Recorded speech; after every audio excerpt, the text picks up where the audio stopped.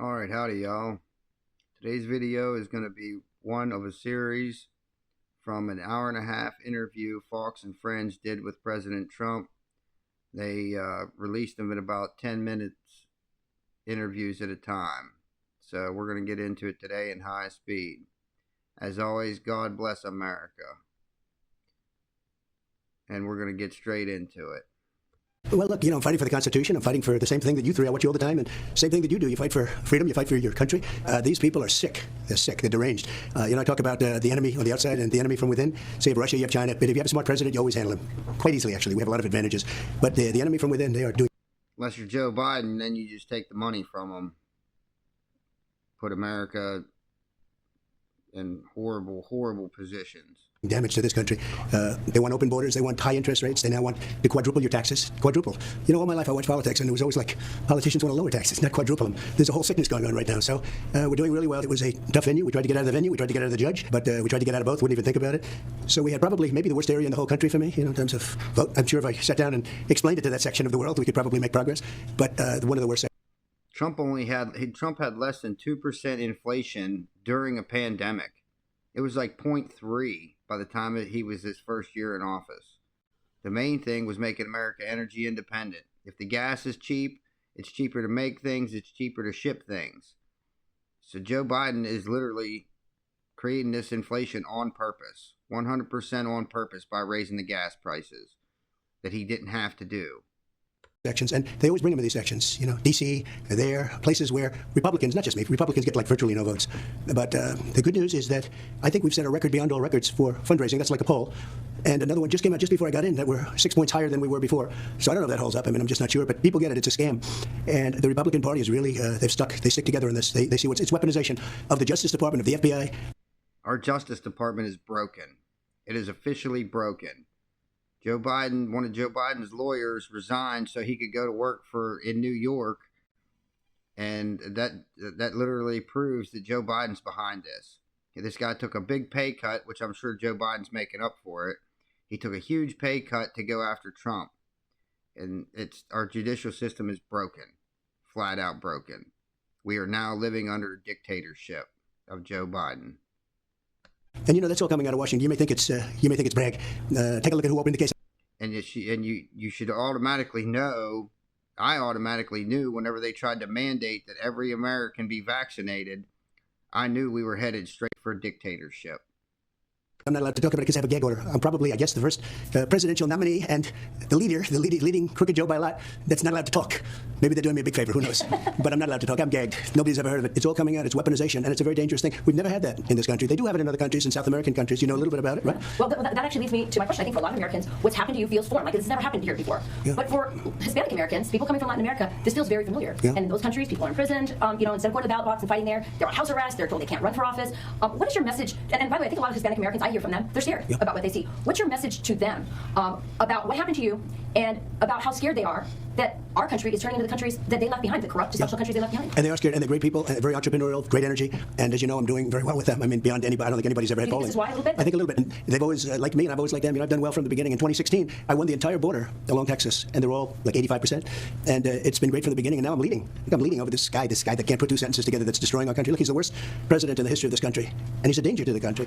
And they have misinformation. Donald Trump is a threat to democracy. It's just words. He doesn't even know what it means. But it's like their slogan, I'm a threat to democracy. I'm the opposite. They're the threat to democracy. Mr. President, I want to return to the verdict, and I want to explore something you said several times already in the conversation. You've referenced these people. I'm sure you've seen the video of Joe Biden when he was asked about the verdict, and he gave sort of a smirk to the camera. Terrible. Remember, Bragg didn't want to do the case. He came out. He said, there's no case, and how can you have a witness like so-and-so? I'm not allowed to mention the name. Can you believe this? This guy's allowed to have shows, television shows. I'm not allowed to mention the name. It's so unfair. But regardless, you have to really play the hand that you're dealt. And then you had a jury that was, from a certain persuasion. Would have been hard to do no matter what. But I did absolutely nothing wrong. I mean, absolutely. Think of it. I hate what they say, bookkeeping, this and that. It's not. It's called, think of it, expense. I use the word expense. Legal expense. And just so we're clear, they've had this happen back in 2005, and they've had all this time that they could have. If they wanted to go past the statute of limitations, they had all this time to go back and do it. Instead, they wait right up until Trump is the nominee. They knew that they couldn't get rid of him, and so now they're pulling out every last-ditch effort, and now they're taking him to court over something that's over 10 years old. This is 100% a sham, rigged trial. They literally put him on trial just because he became the nominee. I pay a lawyer. He wasn't a fixer. He was a lawyer at the time. I pay a lawyer, and he's a lawyer. It's called legal expense. A bookkeeper, without ever speaking to me, because she did the right thing, who's been with me for years, marks it down as legal expense. In other words, I pay a legal expense. It's marked down as a legal expense. And they say that's a fraud. What am I going to call it? Did you ever see a ledger? Did you ever study accounting? The line's like about an inch long and an eighth of an inch wide. You can't write the story. But there is no story. If you pay a legal expense and you write it down as a legal expense, and then they indict you and they go to a grand jury, and they don't use Bob Casella's testimony, you know, they use almost none of it. They didn't want him before the grand jury because he's very persuasive. This judge didn't want him to talk. They shouldn't have allowed certain people to testify. It was totally wrong that they did that. So everyone tells me this is the easiest case they've ever seen to overturn, but they don't care because they want to last till after the election. Now, the only problem they have is that so far my poll numbers have gone up. You explain this to me because I don't. Pete maybe can explain it. Maybe will. I don't know. Maybe we'll get. They're smart in Texas, right?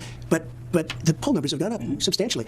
I don't know if that's going to remain that way. You changed your tone at some point during the trial. I would say maybe a bit more hopeful in the beginning, and then towards the end you said something to the effect of even Mother Teresa couldn't be acquitted in this venue. Was there a moment in the trial that you felt like it turned, where you saw that it was heading in a certain direction? Well, when you object to something, your lawyers object. Good lawyers, professional lawyers, good records, nice people.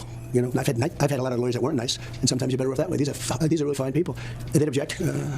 Not accepted. Not accepted. Not accepted. When the government, meaning the DA, Bragg, when he said something, all right, good, that's fine. Go on, more. But the main thing is this, that this was turned down by the Southern District. This is over years. This could have been brought 7 years ago. You know, they tried to rush it because they wanted it before the election. But this could have been brought 7 years ago, but they didn't have any intention. A case like this has never been brought before. And there's never been a case where a state has gone after a federal election. In other words, that's for federal. That's for like the Southern District to go. Yeah, basically New York is trying to, one state out of the whole country is trying to take Trump off the ballot. New York is trying to make him a felon. Well, they did make him a felon. And so they're trying, so therefore he's a felon. They're going to try and take him off the ballot in every Democrat state. So this one state of New York is trying to, they're literally interfering with the federal election. I think all of them should be in prison. District turned it down. We got clearance from the FEC, Federal Election Commission. Clearance. They're suing, saying we violated a thing, but they gave us clearance. But the charge was written, I mean, it was like a weird charge. You'd have a little of this, a little of that, do a little of this, throw a little, mix it up. You set the arraignment date for 4 days before the RNC. Yeah, well, that's part of the game. It is. Someone suggested you could appeal straight to the Supreme Court because of the special nature of this case. When it comes to the legal maze that you're still facing, and they could, the judge could decide to say, hey, house arrest or even jail. It could face it. I'm okay with it. I saw one of my lawyers the other day on television saying, oh, no, you don't want to do that to the president. I said, you don't beg for anything. You just the way it is. Think of it. They have all my books. You know, they went to, for 5 years, they sued me getting my tax returns, right? At the end of 5 years, they got them. The Supreme Court actually gave it to them. That was the end of it. That was it. They never found anything. They hired the best accounting firms. I had a pure gold firm. They call it a gold-rated firm. I don't know what it's supposed to be.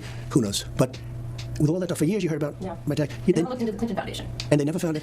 They never went all the way with the Clinton Foundation. They never went all the way with the Clinton Foundation, which is sort of interesting, isn't it? But so that could happen. I don't know that the public would stand it. You know, I'm not sure the public would stand for it. With a, house arrest or... I think it would be tough for the public to take. You know, at a certain point, there's a breaking point. People ask you, why do you do this? How can you do this? I mean, not to mention the rally after rally, the energy. Now, maybe the question isn't how do you do this over and over, but how does your family do this? All the obstacles, these are things you care about. Your ambitions for the country. What about everybody around you? So I think in many ways it's tougher on them than it is on me. They're good people, all of them, everyone. I have a wonderful wife who has to listen to this stuff all the time. They do that for this reason. They do that. All these salacious names that they put in of these people. And I'm not even allowed to defend myself because of a gag order. Think of it. But they put this stuff in to create havoc. These are bad people. I know everything they do. I know every move they make. I get it. But a lot of people don't. But it's tougher. I think it's probably, in many ways, it's tougher on my family than it is on me. You know, she's fine, but I think it's very hard for her. I mean, she's fine. But it's, she has to read all this crap. What about Barron? People try to focus on Barron recently. He's amazing, actually, in a certain way. He's tall, good-looking guy. He's a very good student. And he's applied to colleges and gets into everywhere he goes. You know, he's very sought after from the standpoint. He's a very smart guy. He's a very tall guy. But he's a great kid. He's cool. He's pretty cool, I'll tell you. And it's very interesting, though. Colleges, 6 months ago, you look at a college and you sort of want a certain college, and then you see all of these colleges are rioting. Mm-hmm. Yeah. And maybe you want to go to a different kind of a college, because there's plenty of colleges that we also like that are different, and they don't riot. That's the first part of our interview with former President Donald Trump. We'll be playing it throughout the morning. Again, it was an hour-and-a-half interview. That's a 10-minute chunk. And throughout the morning, we'll be playing different portions. I'm Steve Doocy. I'm Brian Kilmeade. All right, that was today's video. If you like it, like it. If you like it a lot, and you want more high-speed news, go ahead and subscribe, where you can get all your news in half the time. Till the next time, God bless you.